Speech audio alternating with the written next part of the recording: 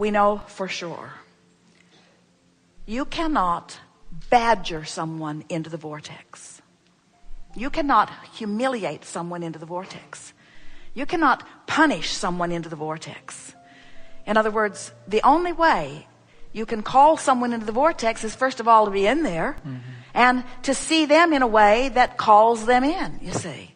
And so just wanted to get that in there, that sometimes we think you're too hard on yourself. So when you go to sleep at night, whatever's going on in your mind is what's going on. And then you manage to quiet your mind enough that you reemerge into non-physical. That's what your slumber is.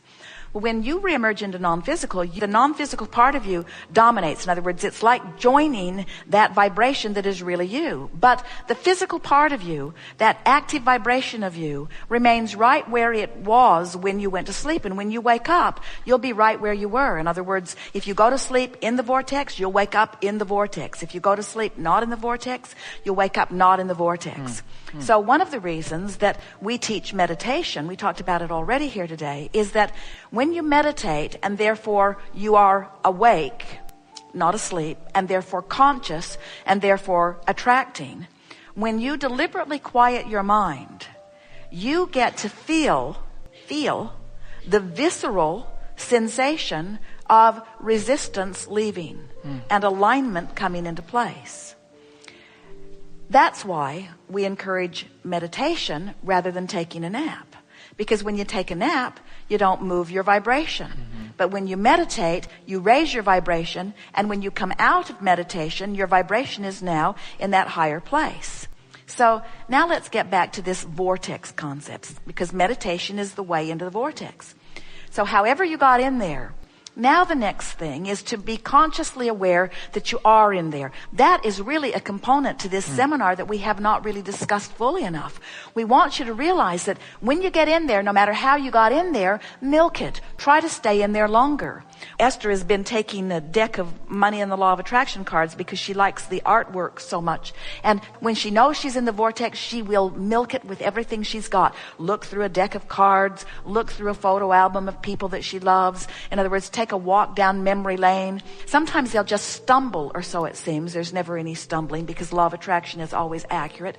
But it feels like they've stumbled into a particularly appreciative moment. And the two of them will stop and just dissect what it is about this moment that makes this moment feel so good. Why is this room so appealing, Esther will say. Well, in this room, it's easy to identify. Look at these chandeliers. This is really an exceptionally beautiful meeting room. So, and as she walked in, she looked at them. She could not stop looking at them. In other words, they don't rattle when the air conditioning comes on. They're silent and yet beautiful. They give off enough light that everyone in the room can see everyone in the room. Enough light that the camera can pick up the images that it wants to comfortably. What is it about this room? It feels like a good size and a good shape. In other words, the platform is a little higher than usual, which gives a little better vantage point. The temperature in this room has remained right where they have asked them to hold it at 70 degrees because they find that to be most comfortable for most people. In other words, this is the reason that I like this room so much. This is the reason. These are the reasons. And as you focus with an eye to understanding why this feels so good, why does this feel so good?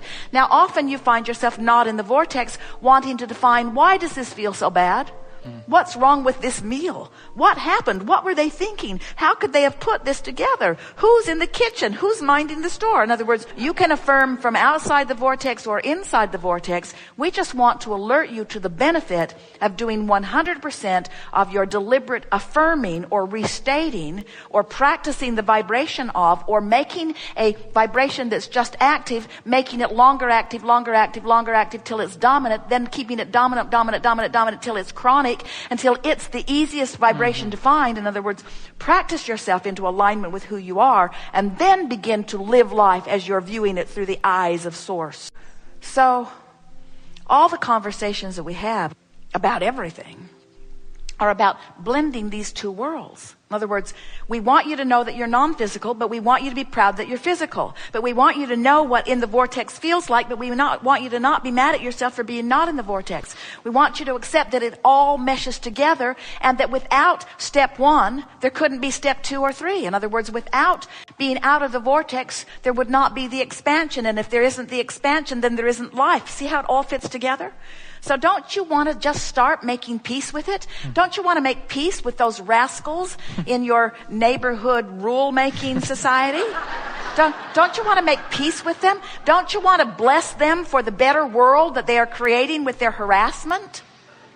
Seriously. Don't you want to appreciate the contrast? Because without it, the new idea couldn't be born. And without the new idea, you couldn't continue to be. We couldn't either. And without the new idea, there wouldn't be expansion. And without expansion, we would all cease to be. Don't worry about it. That can't be. But getting it all fit together in your mind, don't you just love contrast?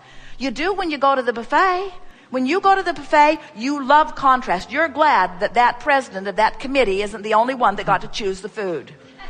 You're glad.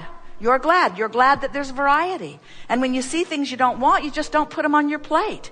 At the buffet, you don't have any problem with contrast. You just become a very deliberate, selective sifter. But in this world of thought, you say, oh, that thought hurts me. That observation hurts me. And since I have no ability to focus other than upon what's right in front of me, then we need to destroy that and that and that. And we say, how is it working out? Not so well. Not that well. Not that well. It is so satisfying to become the deliberate focuser that you were born to be by following the emotions that are within you that will always lead you to the furthest, most expanded place, you see. And really, we want to say to you in a really gentle way that it is easier to be in the vortex than not in the vortex, but it doesn't seem that way if you've been practicing a vibration that's been holding you out. But it's much easier, and you know how we know? Because this is who you are. This is the eternal you. This is who you will return to. In other words, this is the main event. This is the big story. You're here in this body creating that which is the non-physical version of you, which is always moving forward. Now hear this. We haven't said this before either. You get the cycle of life that we've been describing. You were non-physical energy, and then you became physical, and then you sifted and sorted, which caused you to launch rockets of desire, and the source energy part of you became it, and it is from that vantage point that you come forth again. So can you hear us when we say clearly to you that things that you're doing as an individual or as a collective consciousness in this life experience are causing the next life experience to get queued up? The world into which the babies are being born was created long before those babies came forth. In other words, that's this continual cycle of life, you see. And the larger part of you is always standing at the furthest advanced, furthest evolved, furthest joyous, expanded state of being. And you all can't stand it unless you're up to speed with that. And yet, those are the wrong words, because you have figured out how to stand it. Because you're willing to put up with discouragement. You're willing to feel diminished. You're willing to feel angry or overwhelmed or fearful. You're willing to feel it. But just know that when you feel fear, that little fit you're throwing is because the larger part of you isn't going there with you. Isn't that good to know? It's interesting. Human seems to think that as he walks with each other, that in his disapproval of so many things, he will be left with a piece of something that he can approve of. As if I could push hard enough against unwanted things, I could obliterate them, and then in all of the absence of all of the unwanted things, there would be wanted. And we say, it could not be more opposite. It's out of those unwanted things that is born the wanted. Then it's up to you to focus, because you can have it either way for a while. You can have it either way for the time you're in this physical body. You are so free, you can choose bondage. You are so free, you can choose thoughts that feel awful. You are so free, you can be miserable for a while. But when you croak, that's all over. So if you're enjoying, and you're not, the misery that you've found, then make hay while the sun shines, because when you croak, it's all over. You know that you are creators, yes? Or you would like to be. You are creators. In fact, as you are sifting through the variety that surrounds you, that we call contrast because it has broad ranges, some of it wanted, some of it not wanted, some of it really not wanted, some of it really wanted. As you sift through the variety of what surrounds you, you are focusing the larger part of you into an expanded, evolved version. So you are creating. Oftentimes, as you are here in these physical bodies, you don't even realize that that part of your creation is happening, because in your human body, most of you are only wanting to take score about what is already manifested. So you're willing to talk about the creation of a relationship, or the creation of an empire, or the creation of a physical condition. Sometimes you're willing to do that. But it is a rare one of you who understands the creation that is going on a vibrational level that precedes all manifestation. And that's the creation that we mostly want to talk about today. You are offering vibration because you are focusing. You can't not focus. And in every moment that you are focusing, whether you are reminiscing about the past, whether you are exploring something in your present, or whether you are speculating into the future, every time you focus, you establish a vibrational frequency that is creative in nature. Most of all, it's attractive in nature. And by that we mean you send out these vibrations that are being responded to by a universal manager that we are calling law of attraction. And law of attraction brings back to you, gives you constant feedback of that which you are emanating vibrationally. Now, oftentimes you're emanating stuff all over the place. You say, I want this, which is an emanation of a vibration. But then you offer an equal, proportionate, sometimes greater counter vibration that says, but it's not here, or I can't figure out how to do it. So you're offering vibration all over the place, and that's what we call creating by default. You're doing it because you can't help but do it, but you're not doing it deliberately. Deliberate creating is offering vibration deliberately, which means thinking on purpose, which means thinking and then having some way of measuring the thought. And that's what trips so many of you up, because since you've been so enthusiastic about the manifestations, but since the manifestations are post-manifestational indicators, since mostly you are doing your evaluating of how you're doing by looking at what you've already done, you're sort of behind the process. You get a sense of what we're talking about?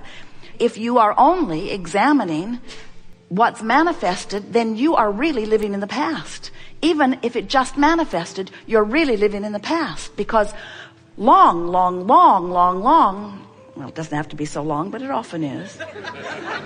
You've been putting these vibrations out there, and law of attraction has been assembling the cooperative components.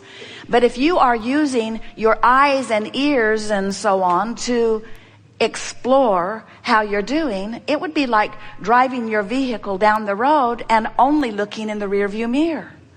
It's not a good idea. Oh, look, I ran over that, I ran over that, I ran over that, I ran over that. In other words, not our idea of deliberate creation.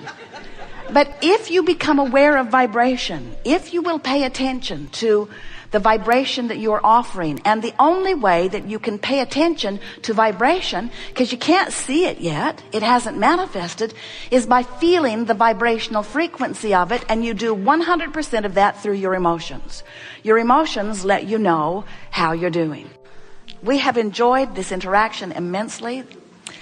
It has been leading edge all day long, going to new places that not only you, but no one has been before. Exhilarating to find these new vibrational places. And the most exhilarating part of it all for us is not just the finding of the place. You see, your life, as it presented the issue or the problem or the situation, produced an equivalent solution that you were all kind enough to guide us to as we all took your bounce together. Did you see how that works? There is great love here for you. And as always, we remain eternally, never-endingly in the vortex.